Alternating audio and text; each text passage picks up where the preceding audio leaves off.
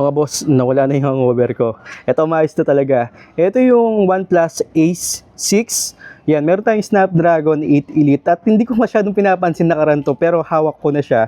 At nung nakita ko yung camera, na-miss ako sa camera niya at kakaiba talaga sa mga yung box kong mga nakaraan. So, yung mga Poco, mga ganun, ito kasi meron siyang kakaiba dito sa camera niya na malinaw talaga tapos mataas yung highlights na nagustuhan ko. Yung ibang na-unbox ko, medyo nagkukulangan ako ng mga highlights, parang ganun. At sharp yung nakuha kong mga details dito. So, abangan nyo yung review ko, lalabas ko bukas. Ito yung OnePlus A6 natin, nasa 25 to 26 lang to at naka-Snapdragon 8 Elite, tapos napaka-dax ng battery. 7,800 mAh capacity ng battery. So, napakaganda. At dito, yung camera module, saktong-sakto lang. At meron tayong nakalagay na parang Ace Hardware dito.